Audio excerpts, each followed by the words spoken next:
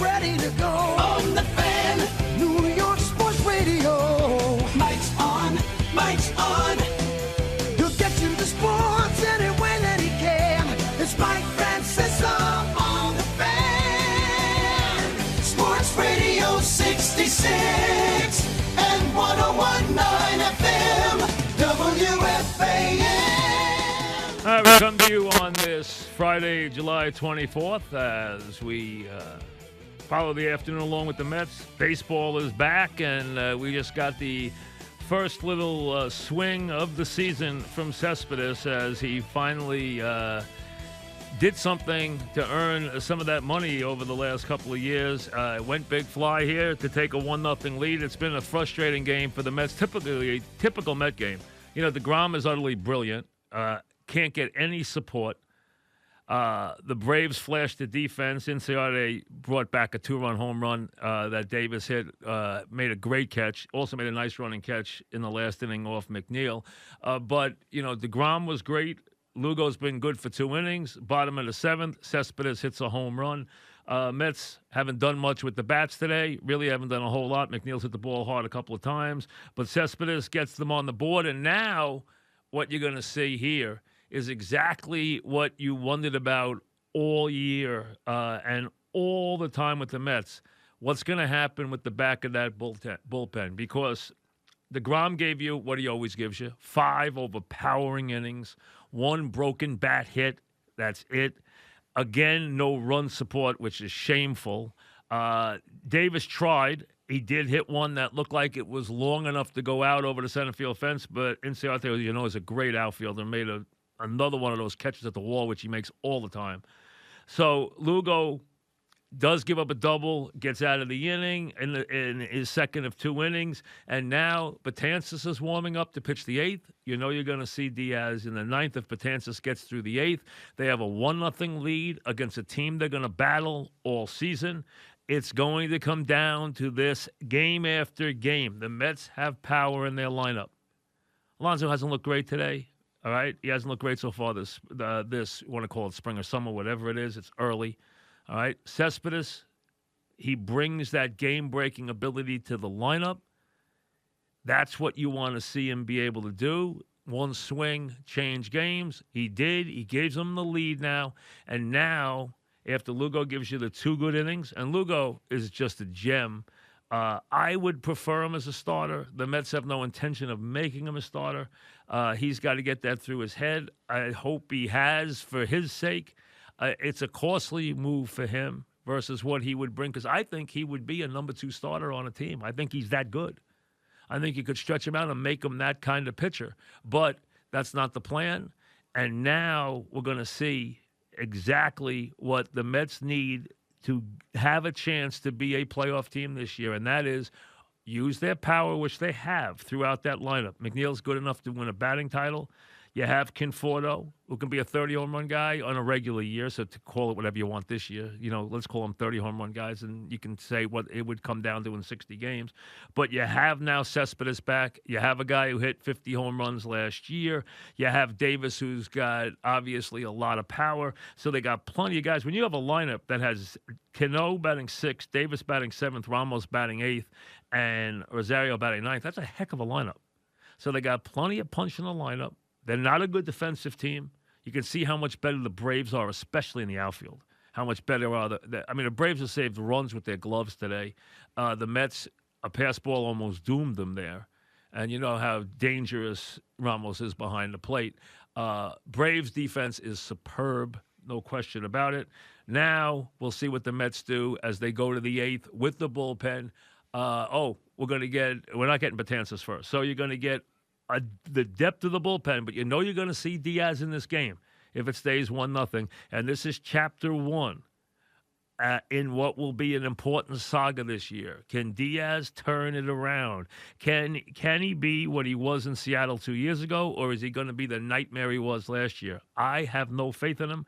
I would not have brought him back. We'll see if the Mets made the right decision or wrong decision there. Now, they do have other guys who can close. But once they take him out of the closer role, he's worthless. And it's doomed. And the fans hate the Cano part of the trade anyway. They got an aging Cano. He's not Robinson Cano of 45 doubles and 30 homers. That's a Hall of Fame player.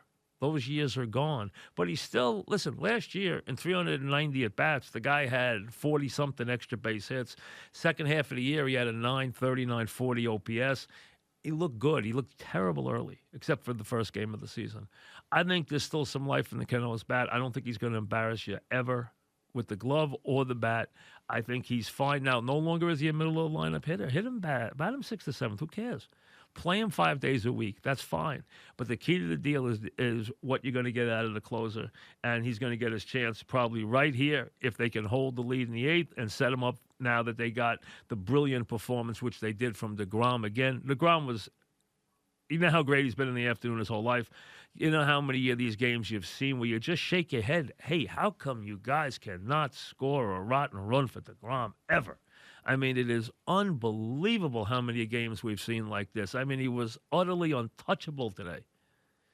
And it'll be a fascinating thing to watch during this very, very short 60-game regular season between Cole and DeGrom, because they both can be overpowering pitches. To say Cole's better, hey, hard to say anybody's better than DeGrom right now. I mean, DeGrom today looked completely overpowering. 5 innings, 8 strikeouts, 72 pitches, 48 strikes, throwing fastballs 98, 99 miles an hour, throwing sliders 92, 93 miles an hour. I mean, he looked absolutely great. So now it's Justin Wilson. It'll probably be Betances, and then if anything happens, and then most likely Diaz. But we'll see if this unfolds. The Mets have got to prove that now right now they got some shorts with the starting pitching because of the injuries to Syndergaard and then the injury to Stroman and now the injury to Gesellman. They have some shorts in their starting pitching, no question about it. But this bullpen has depth. The question is, can Diaz anchor it and be what they want him to be? They have power, not great defensively. That's always going to be an issue with this team. And you see just how good the Braves are and how athletic they are defensively. But you have a great pitcher in DeGrom. You have plenty of power in the lineup. And it's a team that can be good if the pieces all click. And a big part of that is the back of the bullpen, which we'll see unfold here. Game 1, there's going to be a lot of these games where the Mets take a lead into the bottom of the 8th inning. Let's see if they can hold it. The Yankees did what you expect the Yankees to do last night. Stanton had more RBIs last night, I think, than he had all last season. All right, listen, he looked good last night. Ripped one 460 feet to start the game. Got a base hit on a laser beam to right field a little later in the game with that scored another run. You got a couple of hits out of Judge, and Cole did his job, giving up the one hit, the home run, to start the game. And other than that, he was untouchable. 5 innings. Hey, it's amazing when you think about it. I was thinking this last night. Now, we knew thunderstorms were in the offing all evening. We had tremendous thunderstorms here last night, depending on what area you were in. If you're in New Jersey, you felt them. You felt them on Long Island, too, last night. If you were up late last night, you got thunderstorms that were just wicked last night. They were able to get the game in is the positive way to look at it. But it's amazing that after all the time everybody waited, they couldn't even get the game to its entirety. But, hey, 5 innings is better than nothing. And then you Dodger fans saw the Dodgers rout last night, although Kershaw, which I didn't know when I left here that he was not going to pitch. I found out about 5 minutes after I ended the show last night that he was not going to pitch last night, and obviously isn't going to pitch for a while. So that's an issue. Wilson is giving up a bloop to start the inning. So, like I said, this is going to be what defines the Mets. When they take a lead, when they get the well-pitched game, whether it's behind DeGrom or anybody else, when they get to those late innings, get to the 8th and 9th, can they get the game home? This is going to be what defines them more than anything else. Power in the lineup, length in the lineup, okay? Defense not great, probably not going to kill them. The back of the bullpen is going to be the defining tale for this team this year. They have got to be able to be confident that they can sustain these leads at the end of the game. You say that about every team, understandable. But this is a big issue with this team. a very big issue, and it will, I think, without any question, be the thing that defines. That's why I think Betances is going to be such an enormously important part of this team. Yankees, of course, again, 5 innings, nothing exciting. I mean, Scherzer, hey, it's early. He struck out plenty of guys. He's still Scherzer. Gave up a couple of runs last night. Yankees are loaded. We know that. Dodgers are loaded. We know that. It would be stunning to see either one of them not in the postseason this year. And baseball, at least, has been able to jump into this season, and now having it back, does give you something to look forward to every day. The other sports are going to come quickly behind it. We still have a lot of things to figure out here. College football's in a crazy state right now, trying to make decisions, and really the whole thing there is just very much up in the air right now. I mean, that it's something we will see how it unfolds, but at least here in late July, we do have baseball underway. The Mets trying to hold on after the Cespedes homer in the 8th inning. It'll be a roller coaster ride for these final 6 outs. The Yanks looking like the Yanks are supposed to look last night. A lot more to do. We got some Adams to talk about. What else is new? I'm tired of talking about him, but he's going to attack every part of the organization until he gets his way. The problem is very hard to get what you want to trade this guy and have a team give you the draft picks that you think he's worth and then pay him. That is not a smart way for a good team, the one that would be getting him, and you figure they're probably a playoff contender. That is not a good way for that team to use its assets, is to give up top draft picks and then have to pay top dollar. You don't want to do both for a player. That is a terrible use of assets, and that's why it is very tough to find someone you can match up with in making a trade for a player now who has hit the owner, today hit the coach, and is obviously doing everything he can to grease the skids to get out of here. Back after this.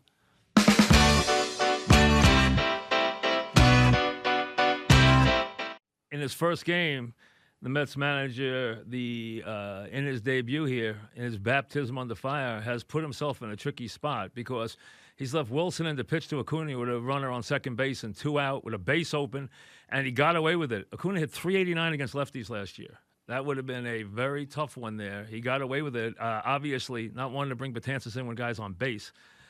With a guy on base. And now Diaz is warming up. So it'll be Diaz in the 9th as Wilson gets through the 8th. Diaz in the 9th will get his first go-round, and we will see if this is a new year. Very much a new year. I mentioned Adams. Listen, you know what I think about the player. There's no question. There's no debating. He's a top safety. But he's not as good as he thinks he is. And he has been nothing but destructive to a team that continues to lose. He has attacked every part of the organization. He has separated himself from the other players. He has basically said, I played well, so don't blame this on me. He has gone after now the owner. He has gone after the coach, which he did today, saying he's not the right leader for the team. All right, he's done everything he can to get himself out of here. He said he would play. We needed a new contract from the Mets, and they're under no reason, responsibility, or anything else to give him a new contract. He is playing out his rookie contract, which is done all over the league. And you could even say that this is not the right move for him to make at this time. But he has done it. He has done it in a big way. And he has really, what some people have not paid attention to is he has really gained in terms of his regard around the league by being with these defensive coordinators he's been with, because they have allowed him to be much more pronounced in the attacking of the quarterback than a lot of other defensive coordinators would have been with a safety. This guy's only got 2 interceptions in his career.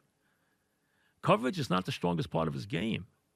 He is versatile. He can hit. He can tackle. He can play all portions of the game that you need at safety. But the thing he does best is he is a guy who can attack from depth. He's a guy who can get to the quarterback. He's a guy who can put a lot of pressure on the quarterback. He's got a lot of sacks. He's got a very high number of sacks for a safety for 3 years. But he's also been allowed to attack the quarterback in very aggressive systems. And if you put him in a system where you're going to ask him to be a lot more of a coverage guy, his worth is going to go down because he is best suited by this system. Always look at a defensive player in the system he's in. And if the system is accentuating his abilities, recognize that he might not be the same in another system. And he has to recognize that he hasn't. And he hasn't given them credit for allowing him the ability to attack the quarterback as much as they have. His safety number is the number that jumps out. I mean, his sack number is his number that jumps out for a safety. And the quarterback pressures and the amount of time he spends attacking the quarterback and where he attacks it from on the field. Instead, he spent his time at 16 and 32 over 3 years. Rather than be quiet and play through this contract and try and build something here, he's tried to do everything he could to get out of here, whether it is to get to his beloved the Cowboys or to get to any other team. Problem is, if you're a team like the Cowboys or whatever team that's trying to do something this season, if you bring a guy in, pay him top dollar at the position, and then trade a 1 and a 2, or heaven forbid 2 1s for this guy. I could trade 2 1s for him anyway. You're not going to do it. You're never going to get that. But let's say a 1 and a 2, a 1 and a 3. You do that and then pay a guy top dollar. It's a tremendous burden on your own assets. You don't mind paying a player if you can get him as a free agent. You don't want to give up draft picks and then pay him at the top of the league. It doesn't work that way. It's a terrible way to do things. That's why he's a tough trade. And that's why the Jets are going to have to take less on the dollar because of that if they want to dump him. And I think now, though, their hands are tied. I think they have to dump him. Before I get to the calls, I said yesterday late in the program that this will be my last program. It is. I don't want to dwell on it a lot. I will get some calls in before we say goodbye. I want to make it about sports because we've had so little time in the last couple of months to talk about sports at all. As far as things that are happening, it's fun to be out there analyzing a game again. You know, whether it was the Yankees last night or the Mets right here. It's fun to do. I mean, this is what it's about. This is what you love to do. So as the Mets bat in the bottom of the ninth and we get ready for Diaz in the top of the ninth, it'd be nice if the Mets could put an insurance run across, but I doubt it. They did get a 2-out single from Nimmo, so maybe McNeil hit a homer and make it a different game going to the top of the ninth. But we'll take a quick break and be right back. On the mound, 1-0 Met lead. They have held the Braves to 3 hits. DeGrom was great for 5, Lugo for 2, Wilson in the 8th. And now Diaz gets a ground ball the second on the first one. You know how much trouble he had last year. You know how many home runs he gave up and how many saves he blew and what a nightmare last night was. The Mets brought him back. They believed in him again, and now he's got the ball in a 1-0 game, and he's got Freeman and Ozuna with 1 out. And here's Freeman, who had the virus, who had a over 104 temperature. He was very sick with the virus. Actually didn't even know if he'd play this year. He's back. He does look very, very light. He's probably, lost some weight with what's going on. You know how dangerous a hitter he is. You know how tough he is. And you have him and you have Ozuna, who hit a double his last time up, and again is another dangerous hitter. But this is it. This is what the Mets have to believe in. And they have decided that Diaz can do this job. And this is what it's going to be about. If you want to go to the playoffs, this is a very big step, and this is a scenario where you have to get through these games and get through these ninth innings with Diaz. He's 3-0 on Freeman, so be very careful here, very careful. And, he went, and Freeman just missed hitting a home run on 3-0. He was all over it. Diaz served it up, and he just hit it in the upper deck about 20 feet foul. He's lucky, very, very lucky there. Freeman was sitting on it and said, you want to give me something I'm going to hit here? I'm going to take it. Be very careful here with Freeman, who can tie this game up with one swing and is a Met killer. And he walks him. So here we go. Start the merry-go-round. And, again, I don't have any faith in Diaz. I really don't. I'm not knocking him. I just think there's some guys who are not made for New York. I think he looked to be one of those guys last year. There was really no explanation. And now he's got to deal with a very dangerous hitter, one out, one on, and get through this innings. I think it's Adams. Let me check. I think it's Adams behind Ozuna. It is in the lineup. So two guys who can hit a home run coming up with a runner on first and one out. And let's see if Diaz can do the job. This is what it's about. You know, so many times last year, he either put the fastball where he shouldn't have put it, or he hung the slider. There he threw a very, very nice slider. That is his pitch. That is what has to be there for him this year if he is going to get the job done. He has got to be able to get that slider where he can control the at-bat and control the hitter. That is what made him the big closer that he was. And if he's going to be that again for the Mets. And, hey, the Mets, every time I asked them, they said, no, we believe in Diaz. Here he is, game one, with the scenario that you expected to see, and that is with a 1-0 lead with one out in the ninth and a man on. Struck out Ozuna. As a matter of fact, Ozuna took a pitch. It was obviously not what he was looking for. Took a pitch with 2 strikes, and now it's 2 outs and Adams up. So he's 1 out away from getting a save in game number 1. It was a good pitch. Pitch was over the plate, hit the corner. So 2 out, Freeman on first, and Adams up. I'll get to your calls the rest of the way as soon as we see whether Diaz wins this battle. Adams obviously, figured prominently this year, as a matter of fact. Dangerous hitter. I thought when I first saw Adams, I thought he was going to be a big home run hitter. And I thought, man, this guy would be a good lefty DH for the Yankees. I mean, he had that perfect Yankee Stadium power swing. Hasn't been as good a player as I thought he would be, to be honest with you.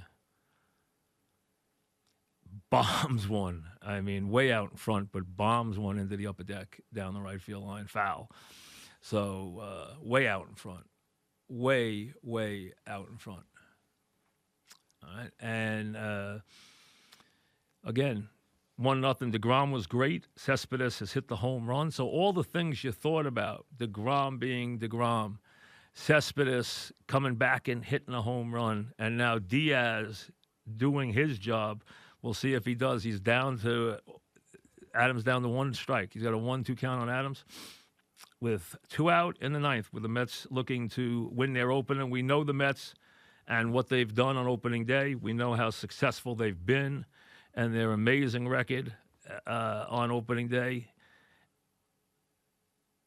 Diaz strikes him out. So game 1 goes to Diaz. So the Mets win 1-0 on the Cespedes home run.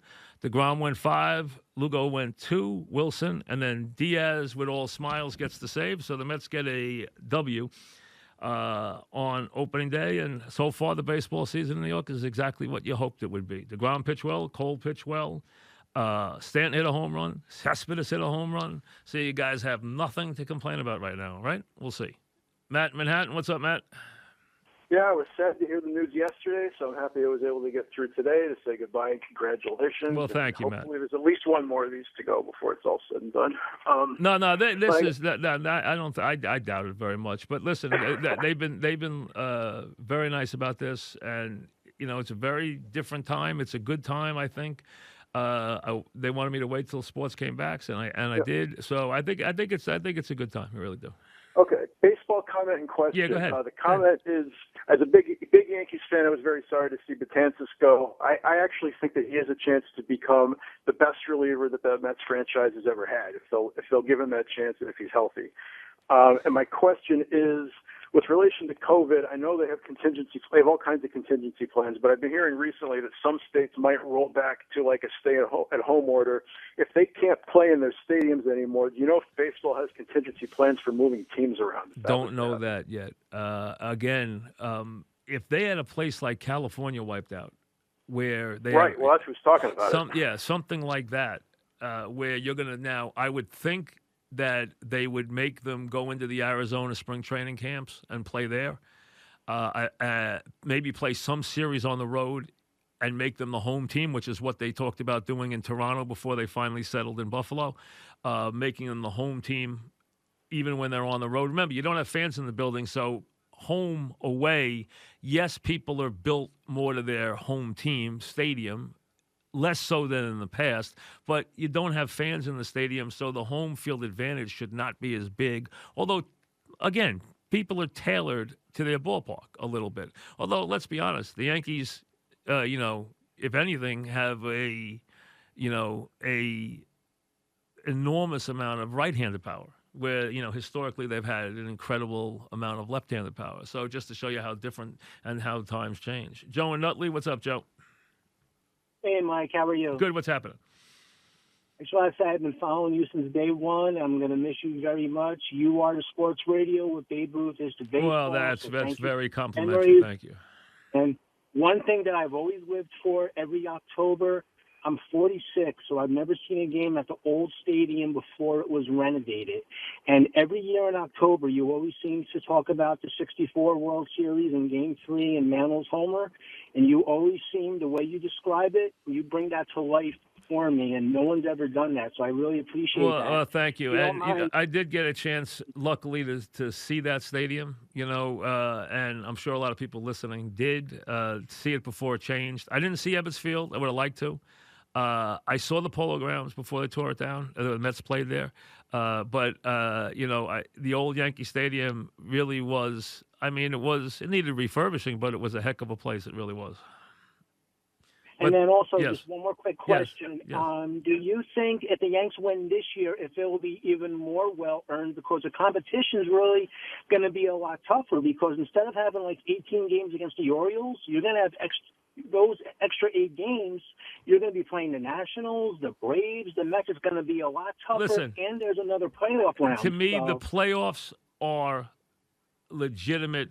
The regular season this year is illegitimate. Any way you slice it, it's illegitimate. So what happens here is just to get you to the postseason. It's not a legitimate season. It really isn't. All right? It's just, you got to live with that. But championships to me this year that will be won are legitimate championships, because the playoffs will be as hard to win as they've ever been. So to me, there's nothing that won't be gained. If you win a World Series this year, it will be every bit a World Series. And I promise you this, even the Yankees, who have feasted on World Series for, 100 years or 90 years, even they will treat it as nothing short of a legitimate championship. So, and so will the Dodgers. And those two teams are obviously the teams to beat. We all expect that. But, hey, winning in the playoffs, as the Yankees and the Dodgers have both found, is not easy. Ira in Staten Island, what's up, Ira? Hey, Mike, listen, all the best to you and Thank you, your Ira. family. Stay healthy. Thank you. It's been a great run. The Adams thing, I'm not going to waste time. We both feel the same. It's become an embarrassing situation. Well, who's tomorrow's target until he gets traded? Who's next? He's taking out everybody he can take out, basically. Yeah, I'm not quite sure. Maybe he'll start going after some of his teammates. But it's just an absolute embarrassment. And you know what? They're in a bad spot. You just cut your bait, get what you can. But really why I'm calling it, thank you for all these years. And the one thing I regret is that all the years you've been on and all the years we've talked, I never got a chance to talk to you about a Jets Super Bowl. And that's the one thing. It just, I guess. I hope we get to, listen, you and I have both lived through one, okay? I hope I still remember that day very well. I remember sitting there with my brothers and watching as, they completely dominated that game with the running game, with Snell running left, with them keeping that Colt defense off balance, with the way the Jet defense played that day. So I remember that day. I remember that game like it was yesterday. Dan in Pittsburgh, what's up, Dan? Hey, Mike, thanks for taking my call. Yeah. Just want to say thanks again for everything, just like everybody else. The last caller actually stole kind of my thunder, but I was wondering if you could rank, I guess, from legitimate to most illegitimate, the 4 major sports seasons. This year? Or do you think? Yeah, for this coming year, yeah. So obviously we have the baseball modified. I think baseball's regular season is the most illegitimate because hockey and basketball got a good amount of their seasons in. So for them, they don't have anything to prove in their regular seasons. Football, we'll wait and see what they do, but it looks like they'll play their season. So baseball's regular season will be, I think, extremely illegitimate at 60 games. But I think their postseason will be in every way a very fair and very, very tough test to produce a championship team. So I think the postseason will stand up to everything, any scrutiny. I think it is legitimate. I think it's going to be very tough. And I think anybody who comes through that postseason will have earned a championship in every way. And, hey, just ask the Yankees or the Dodgers how tough it is. Look how many years now the Dodgers have been incredibly talented and they can't win a championship. Look how many years the Nationals fell short and always were seen as chokers and couldn't win the big one, couldn't win the big series until they could. That's what happens. You can't win the big series till you can. That's what changes things. The perfect example of that is the Pittsburgh Steelers. The Pittsburgh Steelers were looked at as a team that couldn't win the big game until they went off and won 4 straight Super Bowls in 6 years. Until they finally did beat the Raiders, until they finally did win the big game. And then it all changes. And that's what changes it, is winning one time. That's what changed it. It changed it for the Red Sox. The Red Sox were changed from losers to prolific winners in the last 20 years by what? By getting down 3-0 to the Yankees and winning 4 straight games and then going off to sweep a World Series. They haven't looked back since. Mike in Jersey, what's up, Mike? Hey, how you doing, Mike? Good, Mike. What's up? Hey, congratulations on the retirement again. I wasn't sure if I missed the show. Is this going to be it, or are you going to have a podcast or anything? Listen, I have no plans right now. Absolutely none. I am not saying that I am not going to ever appear or do something again. What I'm saying is I'm not going to have a regularly scheduled Monday through Friday show again. I want to have some freedom. I want to be able to not be committed to that. I want to be able to, travel with my family, travel with my kids when they go to these colleges. I want to take them to all these different visits that are coming up. I have 3 in high school right now. That's an important part for me. I want to spend more time with my wife in Florida in the years to come, and I felt that if you're in Florida, I don't think you should be doing a daily show here, because I don't think you cover. I think you need to be here to really feel what's going on. To do it from Florida daily and act like you can capture the emotion, the passion, the feeling of the city. I just don't think you can. You can, but it's not the same. It wouldn't be the same for me. I wouldn't do it that way. I never wanted to do it that way. So I want to be able to spend more time there. We have a house in Florida now. So there's a lot of reasons. Plus I have some other interests. So I asked if I could get out of a daily commitment. I'm not saying you won't hear me as a guest. You won't see me on any other station in New York, AM or FM, except FAN. That's it. And I could be on as a guest sometime. I could, show up at an FAN event or something. That's all possible. But again, I don't think routinely it'll happen, but it could happen here in a den. Maybe they'll have an old timers day or something. Who knows what it'll be? But as far as a daily program, no, I'm not going to be doing any more day-to-day programs. This is it. Barry in Florida. What's up, Barry? Hi, Mike. I was wondering who your favorite adult film star was. I'll hang up and listen. All right. So this is just a guy. Yeah, you always got to have one fool on the last show. You got to always have one more on. So there's one to fill the bill. Mike in Mayapack. What's up, Mike? You think of July 24th, the Pineville game. Can you imagine if this was 1983? That would have been. There comes the other one. Okay, because listen, Mike in Mayapack has to get on. He has to. Matt in Madison. What's up, Matt? Hey, Mike. Congratulations on the retirement. Second one. Just like Michael Jordan, you're the best. Both definitely deserve to retirement. So, congratulations. Well, appreciate it. I know you're a big baseball buff. I'm a little disappointed with 60 games, and I know 162 is so ingrained in baseball, kind of the dog days of summer, and the pitching rotation and everything.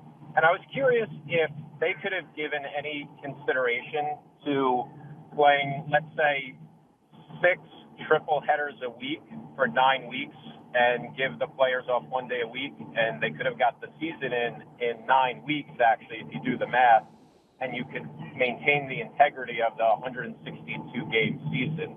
Really? Okay. I'm glad you thought of that because yeah, I absolutely could. Yeah, I think 9 or 10 triple headers in a row would have been perfect. I really do. Mike in Philly, what's up, Mike? Mike, it's an honor to speak to you one last time, I think. I don't know, but I hope you'll one day talk to us again. Maybe. Let me just say, Mike, let me say what you meant to us all these years, though, because it's the time to say this.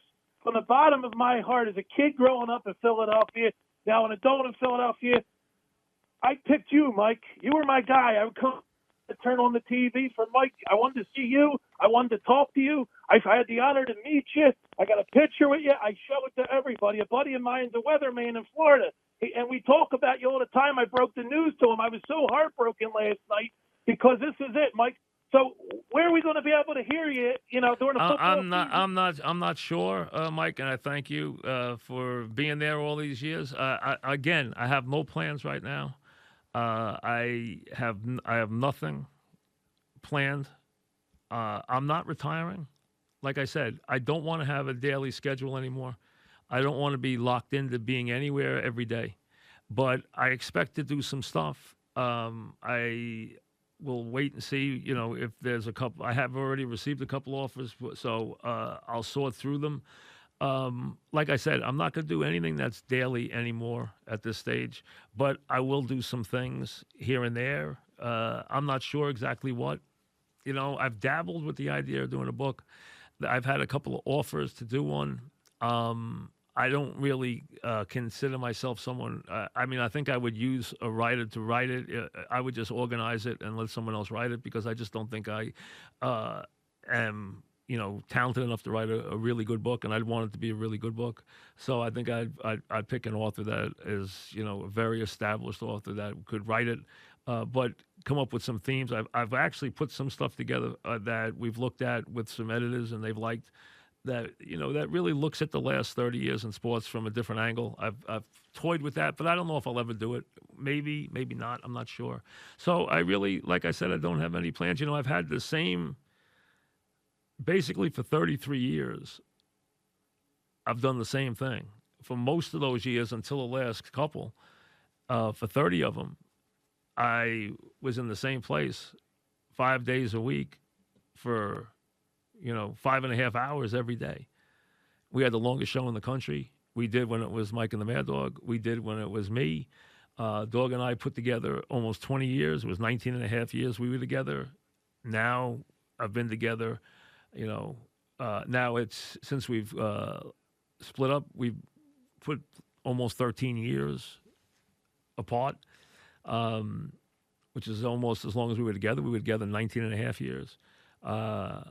It's been an incredible run to watch FAN become what it's become, to watch the business change as it has. I mean, it's changed so radically.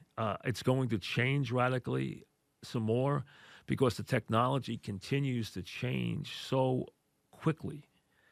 And there are so many, look what streaming is now. You see you've heard of Twitch now. Look what Twitter has brought as a conveyor of information, okay? I know Twitter has become unpopular for some of the vitriol, and it should. And I really believe one of the things that is going to happen is the commissions, the federal commissions, are going to eventually create laws that will make you have to adhere to the same standard that is part of broadcasting on television and radio. It will be the same in social media, where you will be under the same guidelines.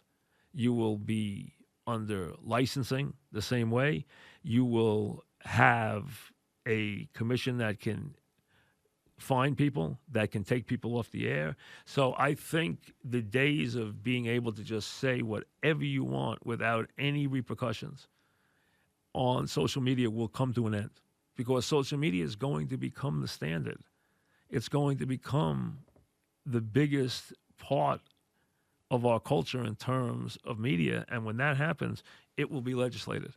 And it needs to be legislated because you cannot allow people, and that's where it has cropped up things that are not good, like fake news. Fake news comes from the fact that people are allowed to say anything they want or report anything they want as fact in social media and get away with it.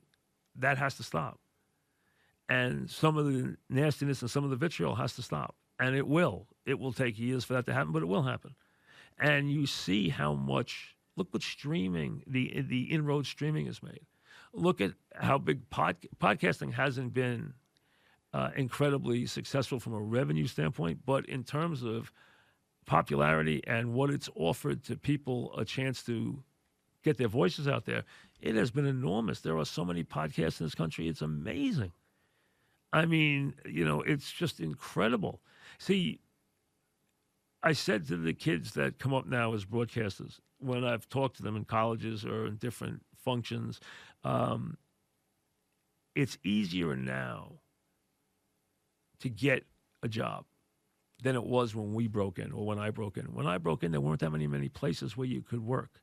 Now there are so many places where you can work, but the harder part is breaking through and getting recognized because there's so many shows, there's so many voices, there's so many podcasts, there's so many different people working, people producing content that you have to cut through to be successful. That's the hard part. See, if you're a brand and you've been an established brand like I've been or other people have been fortunate enough to be, it works economically. If you haven't been able to brand it yet or break through or cut through, then that's the hard part. It's not hard now to get heard. It's not hard now to have a voice. Hey, anybody can have a podcast. Anybody can go have a show, on YouTube. It's easy to do. Some of them have been successful. There's kids out there with successful shows that get a lot of attention. It's a very different world now. But to cut through and be good at it is very, very hard. Let me get a couple more in quick before we say goodbye. Sal and Sayville, go ahead, Sal. Hey, Mike, real quick. I was 14, 15. Sunday mornings is the only time I could listen to you, Mike. I'm 43 in my patrol corps out on Long Island. You've been a blessing. God bless you and your family, and I hope to see you down in South Florida on the golf courses, up at the spa with no masks on. Let's make some progress next couple of years, Mike. You're the best, brother. Thank you, Sal, very much. And again, to all of you out there who have listened from the very beginning, the show, the Sunday morning NFL show was the show that put me on the map. I was first heard on the station in July 1987. I first did my first show by myself, sitting in for Pete Franklin on Thanksgiving Day, 1987. I've been doing shows on The Fan regularly ever since. It's been there. I've been there for 33 years. The Fan has been my home for 33 years. It will always be my home. It will always be part of my being. And I thank all of you because, hey, it's about the people. It's about the audience. Without you listening, without you being there day after day, I would never have had the run that I've had. And I've had one of the, really enduring runs in the history of radio, which I'm very, very proud of, for 33 years. And to have a show that was as successful as it was for all those years, first with the dog for 19 years and then by myself afterwards.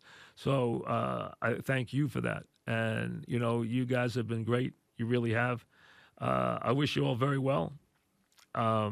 Be safe during these crazy times.